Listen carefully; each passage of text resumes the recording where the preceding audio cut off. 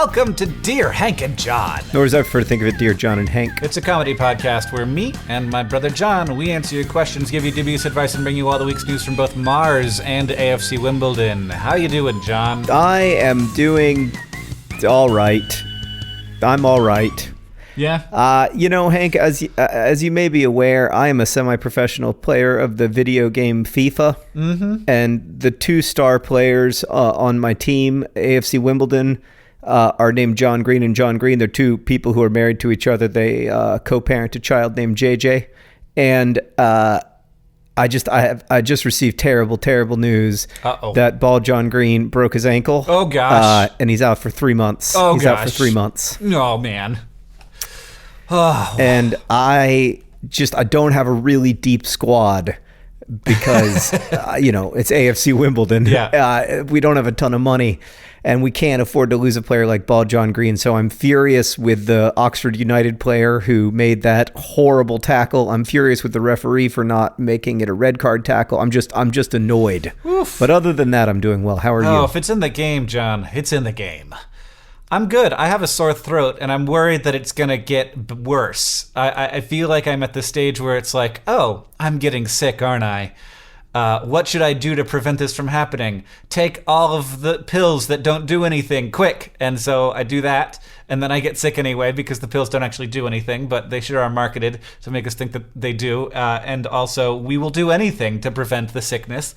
So I'm having that moment. And I just took 3 very large pills that smelled like the inside of a pipe. And now I've got my fingers crossed. All right. Sounds good. You want a short poem for the day? Tell me a short poem. This poem is from Richard Brautigan. Several people have asked me why I've never read a Richard Brautigan poem. He did write a lot of short poems. This one is called Love Poem. It's so nice to wake up in the morning all alone and not have to tell somebody you love them when you don't love them anymore. Love Poem by Richard Brautigan. That's my kind of love poem, Hank. Oh, goodness. Yeah, Hank, I just got back from an amazing vacation with Sarah. We were in Jamaica for 5 days. We had an awesome time. We love going to Jamaica.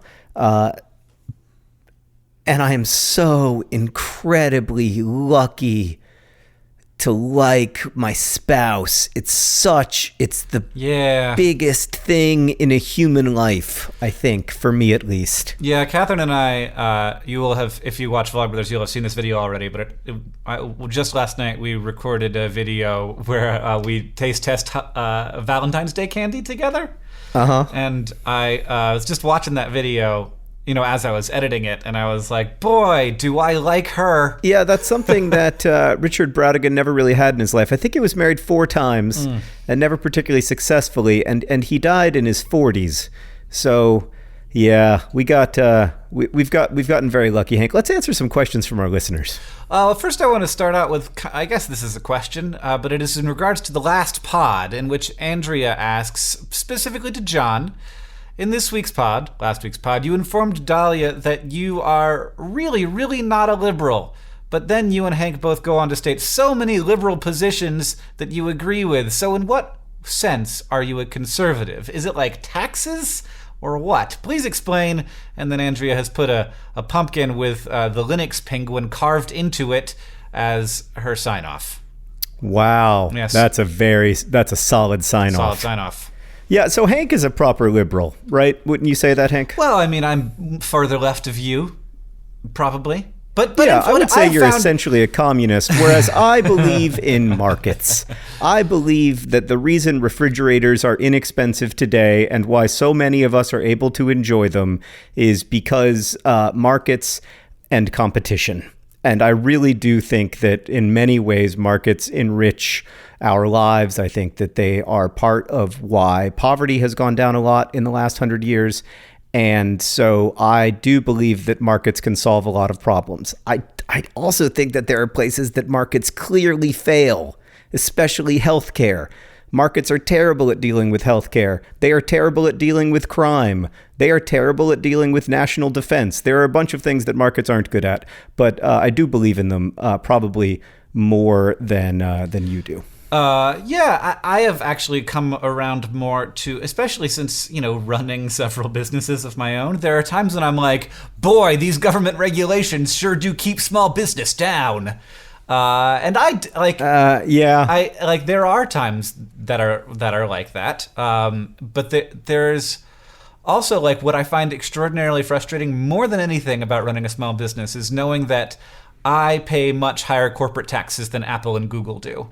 And I just hate that. Like, I find it extraordinarily frustrating. Like, why do we subsidize these massive companies while my company pays 40% corporate tax? And yeah, I mean, the other thing about that is corporate taxes in the U.S., I agree, are too high, which is not a liberal commonly viewpoint. held liberal position. Yeah. Although, actually, President Obama felt that corporate taxes in the U.S. were too high.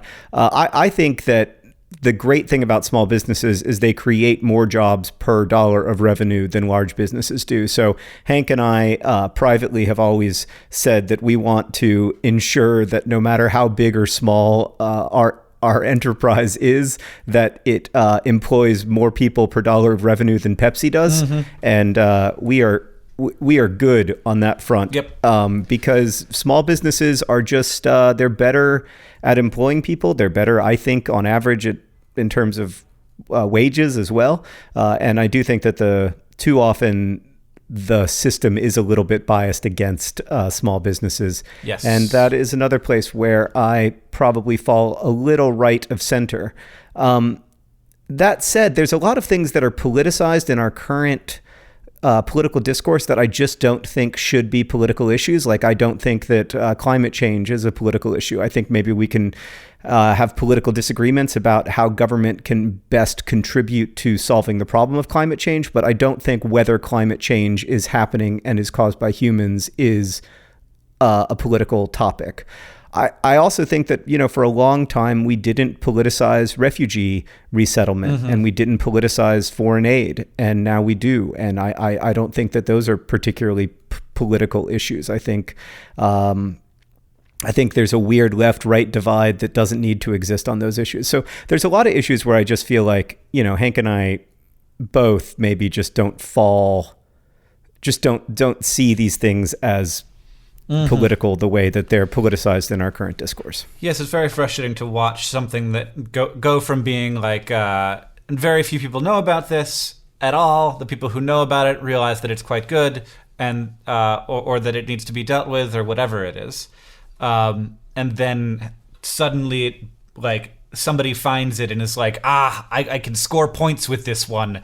Let's quick turn it into an issue. Right. On either side, either they're like saying, like, I want to turn this into an issue, like I'm the champion and defender of this, or saying, like, I have found this issue and I want to tell the world about what a terrible thing it is. Yeah.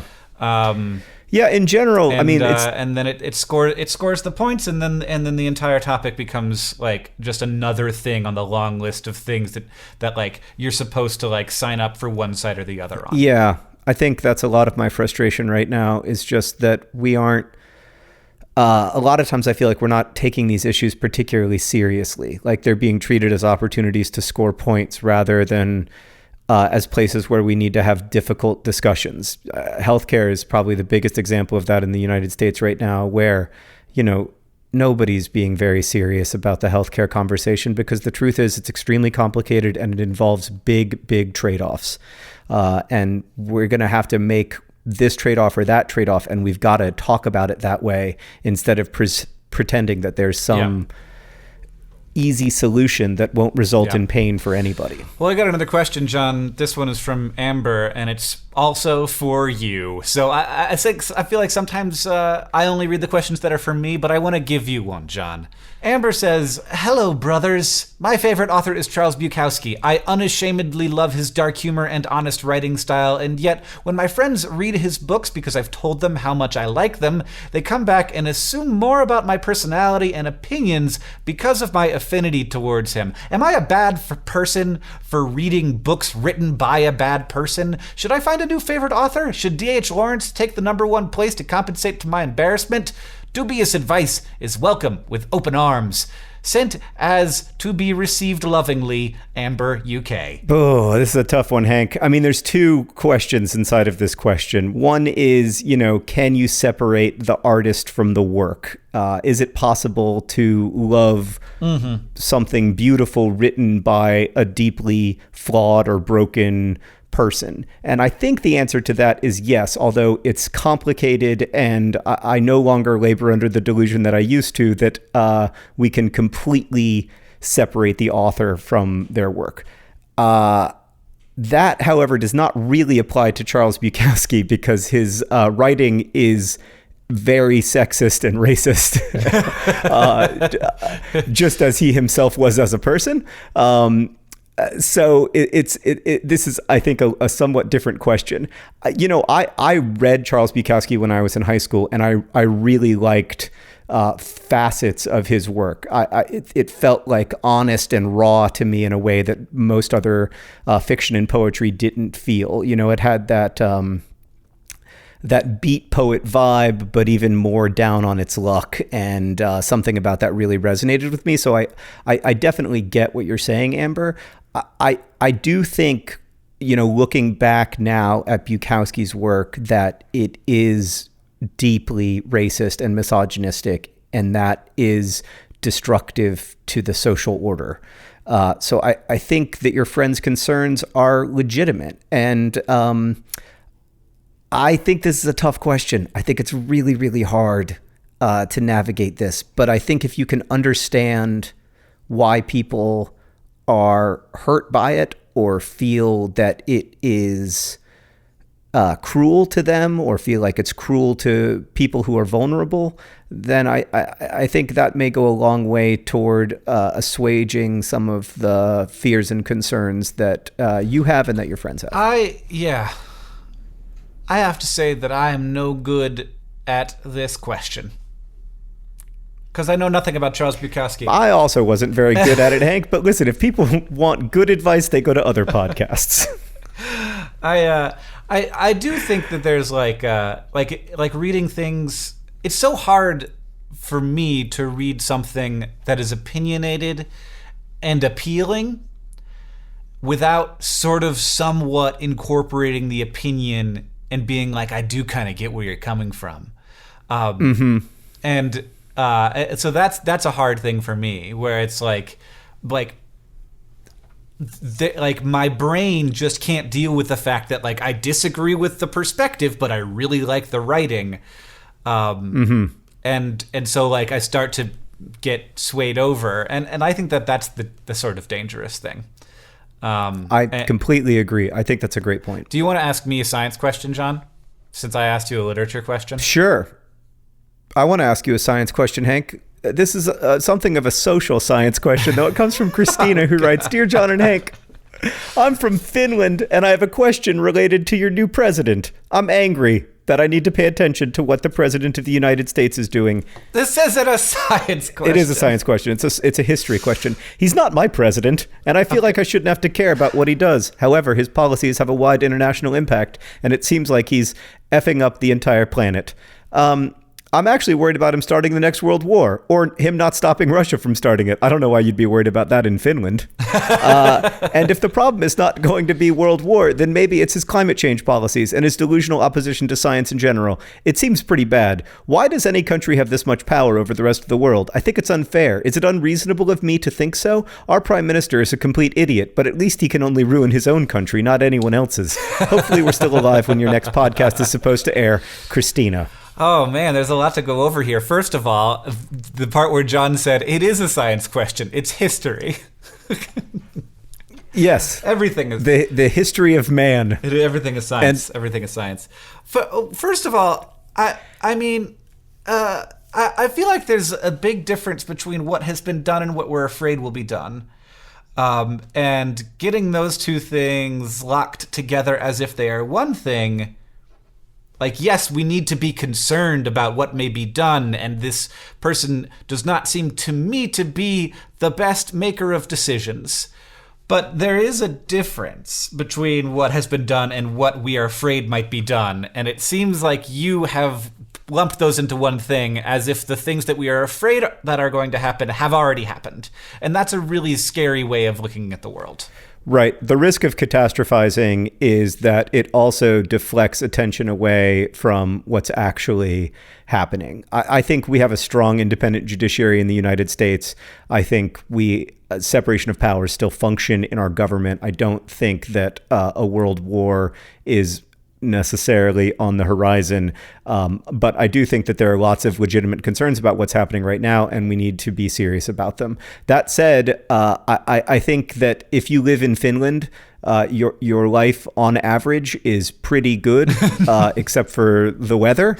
And I think that in 8 years or 4 years or 2 years or maybe even just like 6 months, your life will on average still be pretty good. Yeah. And so I would try to take some solace in that. But it is difficult to have your life deeply affected by politicians who you did not choose. However, that is a much bigger problem for, I think, like people living in refugee camps in Kenya right now than it is for the vast majority of us. And so I want to focus on the people who are being directly affected by the current policies. Yeah, it is a strange thing though that America is so powerful that the people who vote in America have impacts on pretty much everybody, and that is a reason why we have to vote carefully and also vote.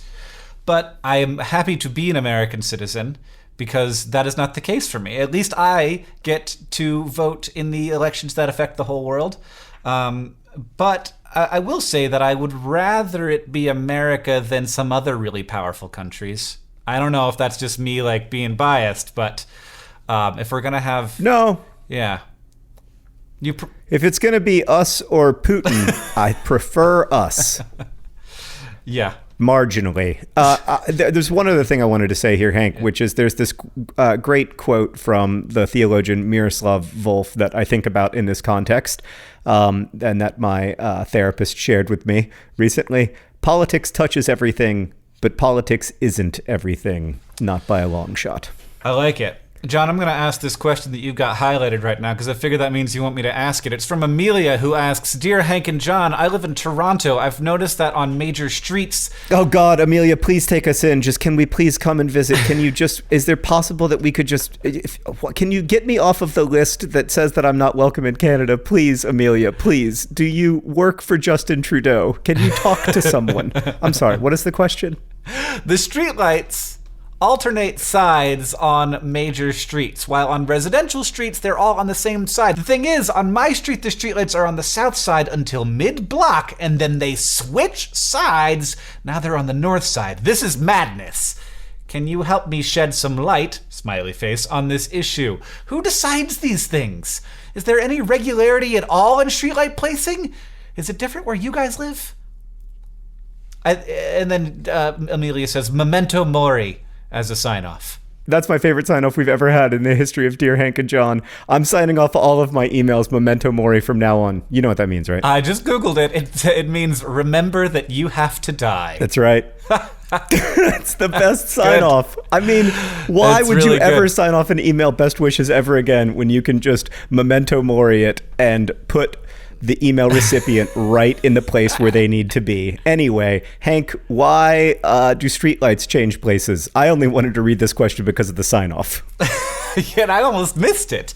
There are places, John, where a train going across a national border will have to be removed from the train tracks, have new wheels put on it, and then put back onto the differently gauged train tracks that are a different width apart.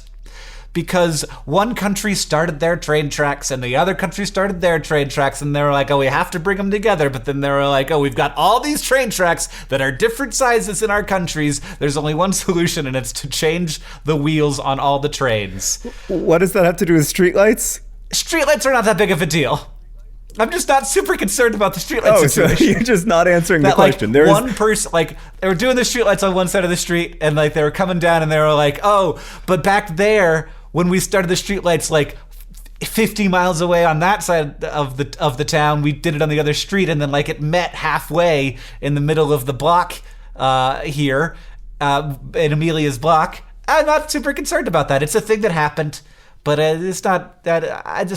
I'm not concerned. I do in my residential neighborhood. There's one streetlight per block on the intersection, and no on the street at all. That's a very long. So that's how it is for me. Amelia. Explanation for an answer that is basically I don't know. But yeah, we don't know, Amelia. No, it's not. I don't know. It's John. It's not. I don't know. It's I don't care. Okay, we don't know and we don't care, Amelia, but memento mori.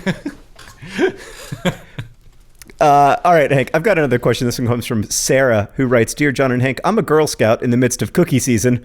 Oh, man.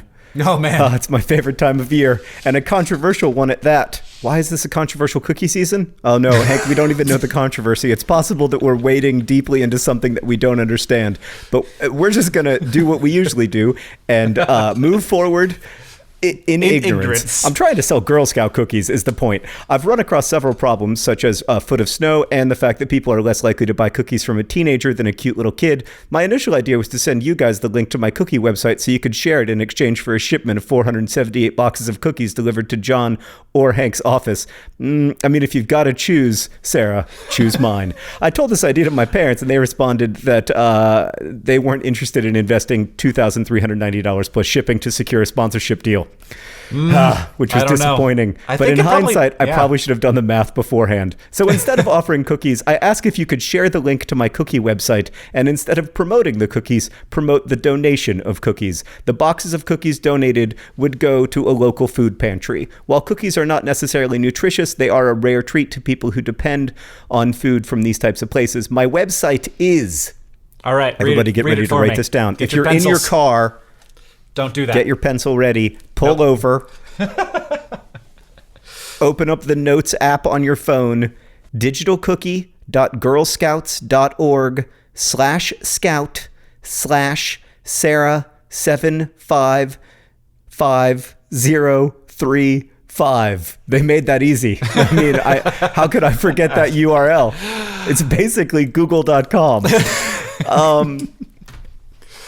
Note, cookie sales end March 12th, and the link will become inactive after that. So I think this is a lovely idea, Hank. Let us go buy some Girl Scout cookies and ship them to food pantries around the country. I think that's a lovely idea. Let's do it. Let's do it, John. I think we're ready to move on to the next question. I just had, for the first time in my life, a nerd rope. And what a nerd rope is it's basically like, like how... there are those Twizzlers that aren't Twizzlers, and you can like pull off a string from the other. Oh my God, made of nerds? With nerd flavoring? Yeah, no. And then they dip that into something sticky, and then they roll that around in a bunch of nerds. Oh my God. Oh my God. And I'm like, can I get 478 of those? Oh my God, that sounds amazing. I'll totally sponsor. That sounds really amazing. Good. Yeah. Wow. I bet it's an excellent source of vitamin C as well. You know, on the back of the packaging, it said, a thoughtful portion is 1/2 a rope. And I was like, well, thank you for letting me know, Nerd Rope. I have come to you for thoughtful portioning. That's why I bought this thing that's made of only sugar. I mean, my reaction to that would just be like, you know what? I didn't ask? I didn't ask what a thoughtful portion would be. All right? So don't go interjecting your thoughts about what constitutes a thoughtful portion of Nerd Rope. I'm going to have, you know when I'm going to stop eating this Nerd Rope? When my stomach hurts. Yeah, it's like when Netflix is like, are you still watching Jane the Virgin? And I'm like, yes, I am still watching Jane the Virgin, Netflix. Why are you trying to shame me? It's a good show. Yeah. Like all I'm doing is using your service. Sorry, I don't know why I started cursing so much in the last 5 minutes. There are 2 really good science questions here that you are refusing to read, so I'm going to read one of them. I read you a literature question, John. Yeah, that's not really a literature question. That was more of a minefield that you were asking me to navigate. Anyway, what's your science question? All right, this one's from Jamie, who asks, Dearest Misters Green, Are bugs as susceptible to microwaves as humans are? I was microwaving some instant noodles, and after the 4 long minutes it took to sufficiently cook them, I went to take the noodles out and noticed a small, gnat-like creature still alive and crawling in the microwave. I know that the meshy cage on the inside protects humans outside from the microwaves, but this little bug had no such protection. Did I just give that bug radiation poisoning? Feeling incredibly guilty until proven innocent, Jamie. People's sign-offs are getting really good. Before you answer this question, I just want to tell you what I think probably happened, and then you can tell me if I'm right. Mm-hmm. I think that when Jamie hit start on the microwave, there was no living thing in the microwave, but then the radiation caused a living thing to come into existence out of the noodles. No. I have at least. All right. Well, I did my best. That was my best guess. That doesn't radiation cause like evolution or something? I saw The Fly. I saw the movie The Fly. That's what I'm basing this on. There was already a fly in there with Jeff Goldblum, John. It's been a while since I saw it, to be perfectly honest. So first, I have good news for you, Jamie. Probably. You very, very small chance. Well, you definitely didn't give the bug radiation poisoning. Radiation poisoning is caused by a different type of radiation that comes out of a microwave. If the bug survived, there's a good chance that the bug's gonna be fine. You could have killed that bug, but you didn't. And I have to say, I did a little bit of research. I'm not sure, and neither is anyone else. And this is a known phenomenon that, like, an ant in a microwave will not get killed. They think maybe it's because the wavelength of microwaves is large enough that it doesn't really interact with, like, if you had a big box of ants, they would get hot, but one ant doesn't get hot.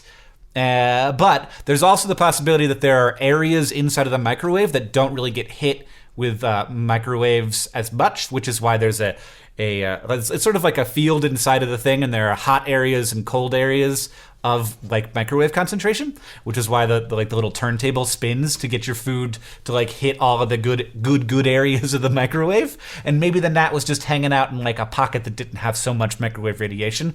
But the good news is you should feel innocent because you accidentally almost killed a gnat, but you didn't. The gnat was fine and will be fine. And in the future, check to make sure that there's no fruit flies hanging out inside of your microwave. I mean, I would argue that the microwave failed to do its job, which was to sanitize the situation, right? Like, what I'm really asking a microwave to do ultimately is not to heat my food. I'm asking it to make my food clean. And you've really upset something that's fundamental to my understanding of the universe just now, which is that microwaves make my food not poisonous.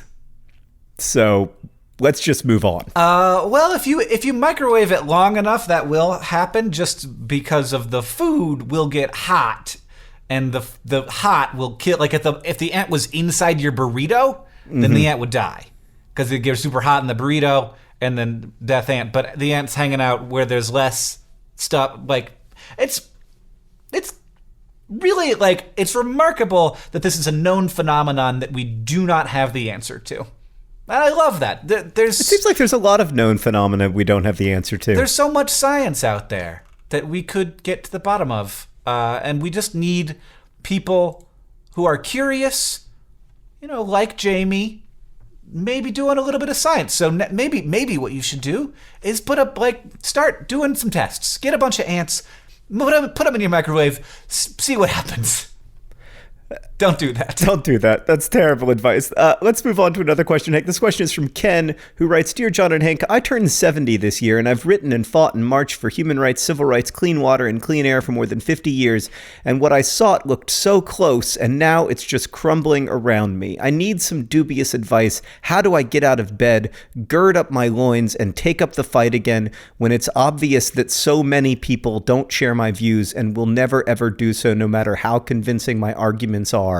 I await your dubious advice. Ken, here's my advice. I don't know what Hank is going to say, but my advice is that the arc of history is very long. And if you look at where the world was 70 years ago when you were born, more people have more rights, fewer people live in poverty.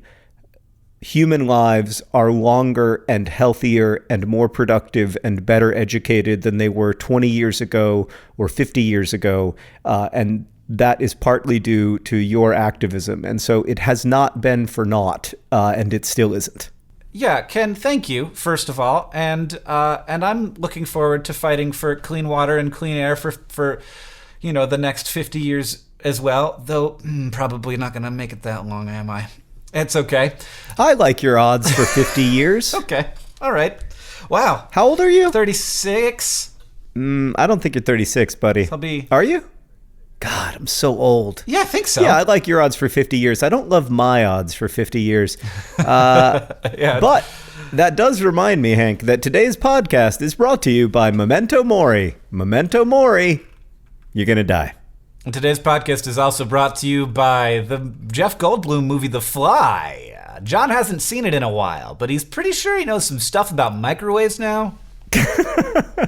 And of course, today's podcast is brought to you by the nation of Finland. The nation of Finland, deliciously close to Russia.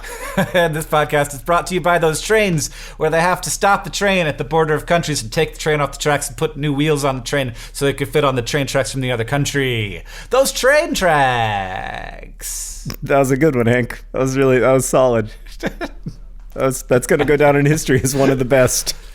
Hank, let's answer one more question before we get to the... I know I had something else I wanted to say to Ken. Oh. You didn't let me finish my thing to Ken. Right. You launched right into sponsorships. And I just wanted to say that we are all going to be fighting for things that we will never see. And that is how, to me, being a human isn't about, getting to a place that, when I die, I can feel good about where we ended up. Humanity is about always making progress forever. And so knowing that the work is never going to be done, but it's going to be better if you take the average over a long period of time. And I think that is the case. And I think that we are going to have to keep working toward that goal. And if you're going to accomplish your biggest goals before you die, then your biggest goals aren't big enough. I love that, Hank. I also want to end on a note of optimism or hope, or at least to define maybe what optimism looks like for us, Hank, with this Star Trek question from Francis, who writes, "Dear John and Hank, in Star Trek and other utopian science fiction content, the idea that the Earth unifies into one country is a popular one, and it's sort of the end game for our society. This seems shocking to me. Clearly, there will never be a time when every person agrees on most ideas. We've seen what happens when countries with different beliefs and values are forced together, and this seems like the only way a truly unified country of the Earth would happen. In my opinion, the end game would be lots of small countries all unified in a simpler way, like the United Nations. My question is, what do you think the end game is in terms of countries? Will we one day be a perfectly unified planet?" A critical space nerd, Francis. I don't know, man. Well, in Star Trek, it's worth noting that the only reason we have a unified planet is because we don't have a unified galaxy. Yeah, so you got people you're worried about, and you're like, okay, we need to consolidate and be like, okay. Well, but to be clear, there's in Star Trek, it's not just the unified planet; it's the United Federation of Planets. So there are planets in planets, all with their own, But yes, they do have common enemies, and they will fight together against those common enemies, and that is kind of the thing. There have been lots of times when disparate groups banded together because they were faced by some outside threat. And that's right. Sort of the story. But that's not the only story of why people have come together in larger and larger groups. I think maybe what Francis isn't considering is that for most of human history, the largest group of humans was 100 or 200 people. Mm-hmm. And then in the last 10,000 years, our groups have gotten progressively bigger and bigger and bigger, where now we have groups that are 1.4 billion people or 1 billion people that all identify as part of the same country. To me, there's no reason why we can't have one group that identifies as human instead of there's no reason why that trend can't continue, except for maybe the lack of a common enemy being something to hold us together. But I don't think that's the only thing that holds cultures and groups together. So I do think it's possible that we could have one big human group in the future. I also think it's possible. I think that there are a couple of unifying forces. One is that there are better ways to live that are objectively better. And we've seen that, and that was part of, the end of the Cold War was, just how much better things got in the U.S. And again, John and I are going to show a little bit of our more conservative stripe here because capitalism was working so well in the U.S. and communism was not working particularly well in Russia. Now, you can argue that was not because of communism, it was because of corruption, but like the nice thing about capitalism is it sort of like has its own systems built into it that prevent certain kinds of corruption. Certainly not all corruption. Not really. Certainly not all corruption. Not truly. Well, maybe not corruption then. But things. I don't know, John. I don't know either, but I think you're right in general that human lives have improved faster since 1990 than at any point in all of human history. So something's working. Yeah, and I think that there are better systems, and when the systems work, they can, like, the appeal of that, like the objective appeal of that is, like, it exists, despite the fact that there are going to be lots of different reasons why we also want to be more insular and like hang out with people who are more like us. But at the same time, I don't think that means that like a unified humanity would not have diversity. It would have diversity of ideas and types of people and different systems and different economic systems, even the way that, in a very small town like Missoula, there are different economic systems and people, interface with the economy in different ways on very small scales and also on global scales. So I think that perfectly unified is a weird phrase. I don't know that it accurately reflects like the actual goal of utopia, but I do think that a kind of utopia is possible, and I don't want to lose that dream.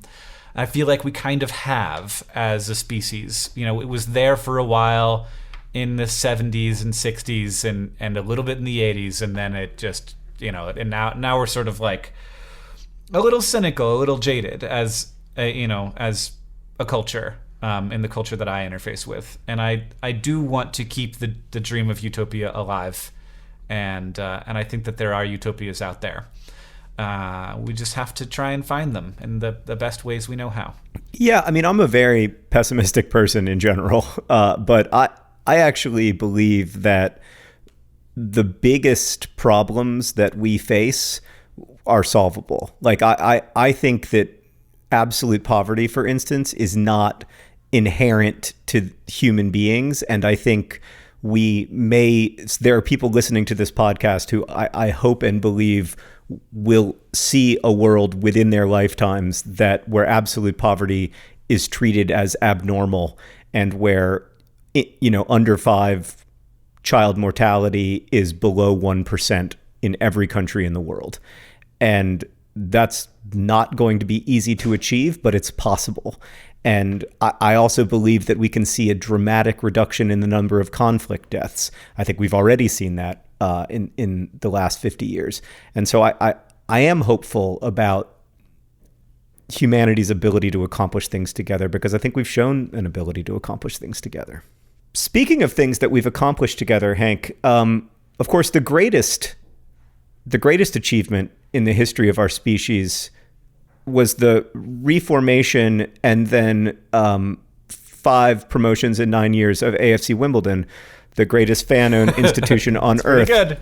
And I think it's time to move on to the news from Mars and AFC Wimbledon, even though we have so many good questions that I still want to answer, but we're out of time. So I want to, Hank, the news from AFC Wimbledon, I have to say something, which is that we received an email from Victoria, and she wrote, "Dear John and Hank, I'm a big fan of the podcast, and I listen keenly every week. However, as a citizen of the UK, there is something that I just cannot stand anymore." I'm somewhat paraphrasing this email. As said in the news from AFC Wimbledon in episode 79, they were supposed to play Gillingham, which John said was like GIF, in that there was no known way to pronounce it correctly. This is wrong. It is pronounced Gillingham, soft G like jam, and that's important because Gillingham, hard G like girl, is a different town in England. Of course Gillingham is in Dorset, whereas Gillingham, the football team, is from Kent, both of which sound like made-up regions of England that you can only access via magic. But yeah, so it's very important, apparently, to pronounce Gillingham correctly, lest people think that I am referring to a different town spelled the exact same way, but pronounced differently. With that noted, Hank, you will recall that AFC Wimbledon, after a scoreless draw January 21st against Chesterfield, had 2 consecutive games that were postponed thanks to one of the greatest institutions in Football League One, which is, of course, frozen pitch and or waterlogged pitch. However, eventually things had to dry out, and they did, just in time for AFC Wimbledon to play Sheffield United. And perhaps we should have stuck with waterlogged pitch because we lost 4-0. And I have to say, that scoreline from everything I read rather flatters AFC Wimbledon. It could have been much worse. So Sheffield United is overwhelmingly the best team in League One this year. They're definitely going to get promoted, or almost definitely. They're very, very good. And we are not, at the moment, very, very good. We're down to 15th. After 28 games, only 9 points clear of the drop. So that's where things stand at the moment. All right. That was bad news. Rosianna has just texted me to tell me that there is a third Gillingham. This one is also with a hard G. It's in Norfolk. There are 3 places in England named Gillingham. I mean, Hank, correct me if I'm wrong here. I haven't been to England that often, but isn't it a country that's like 8 square miles big? It doesn't seem super huge to me. How do you have 3 Gillinghams in 8 miles? It's very dense. It's a dense country, John. We're used to America where you can like walk for days and never see a human being. Hank, the population of England is 53 million people. Mm-hmm. That's about the same as the population of Indiana. That is not true at all. And by about the same, I mean within 1 order of magnitude. Yeah, what is the population of Indiana, John? 6.5 million people? 6.6, thank you. Yeah, it's a dense place. There's lots of little towns. They're just close by my standards, where the little towns, you need to get in your car with like some granola bars and make sure your gas tank's full. I have news from Mars, John, if you are all interested in that. I know you aren't, but I'm going to tell you it anyway. Tell me. I'm excited. So, Mars, we have discovered through the great work of the Curiosity rover, was a very wet place for a long time. And it was wet with water, wetness, and that means that it was a warm place because water is only around when it is above 32 degrees Fahrenheit or 0 degrees Celsius. The question then becomes, why? How did that happen? It's farther away from the sun than we are here on Earth. How was there so much water for so long on the surface of this planet? The obvious answer is that it's like Venus, or even like Earth, where it's being heated up by a blanket of carbon dioxide. So you've got carbon dioxide, the solar energy comes in, it has a harder time coming out, and then, the whole planet gets warmer. But based on Curiosity's analysis of rocks around these wet areas, there's no evidence that there was carbon dioxide in the atmosphere at these times. They were expecting to find certain chemicals, carbonates, that would have ended up in the soil, and they're just not there, which makes them feel like maybe there wasn't a lot of carbon dioxide in the atmosphere, which leads to a huge question, how? this isn't like water that existed for a little while, like it was, part of like a volcanic eruption or something. It was like for a long, long time, potentially hundreds of millions of years. They're thinking maybe other greenhouse gases like sulfur dioxide or methane or nitrous oxide, which are also really strong greenhouse gases. But those greenhouse gases are reactive, and they probably wouldn't hang out that long unless there was some new input of them all the time. So basically, we have found that, like with all this data from Curiosity, we have this very strong indication that there was a lot of liquid water for a long time, but not a lot of carbon dioxide, which it's just like, why could there have been liquid water all over the surface of this planet and a warm planet for so long without any of the atmospheric systems that we come to know as the reasons why planets stay warm? That's a big, big question, and hopefully as Curiosity and other missions continue to gather data, we could have a better idea of why that's happening, because it is suddenly a huge mystery in Mars planet science. So, Hank, if it was something other than carbon dioxide, does that also maybe mean that life would, if it developed, would have developed very differently because it would have had different gases in the atmosphere, or not necessarily? Yes, it does mean that. It also means potentially, like if it is methane, that methane could have been produced by the life. And so the life was itself keeping the planet warm. That is like a way out there theory, by the way, just to be clear. But yeah, if it was sulfur dioxide is a very reactive chemical that things can metabolize. So that could totally be a different way for life to work and to exist. Wow. So the idea is that the atmosphere would need the life rather than the life needing the atmosphere, or I guess both. Well, it would be both ways, yeah. That's pretty cool. And that's also like though. that's the case here on Earth. Like obviously we, like humans, could not exist if there were not plants, because there would be no oxygen, because oxygen is super reactive and it would go away really fast if it wasn't constantly being produced. Well, we're doing our best, Hank, to find out what life would look like without plants. We're trying. I wanted to ask you one more question, just because I do find that really, really interesting and weird and exciting. I know that cows produce a lot of methane. Mm-hmm. Is there a chance that there were ancient cows on Mars? Well, interestingly, John, the cows don't produce the methane. The bacteria in their guts do. So, bad news. So it would have been bacteria in the cow guts. What if cows only exist because bacteria from Mars came to Earth and then eventually colonized the guts of cows? Possible? Yeah, sure. I'm into it. Sure. I like that idea. Hank, I've done quite a bit of research on what would happen if different animals were completely sterilized of all the bacteria that colonized them, because it's of great interest to me personally and professionally. And humans would probably survive, although in an extremely damaged way. Cows, however, would die. Oh, yeah. Definitely. Totally die. Yep. They are hugely dependent upon their gut microbes, whereas we are only very dependent on our gut microbes. Yes. In fact, like when babies are born, they don't have gut microbes, and they survive for a little while before they start getting colonized. So it's possible, but yes, you would definitely be messed up and have a shortened lifespan. Yes.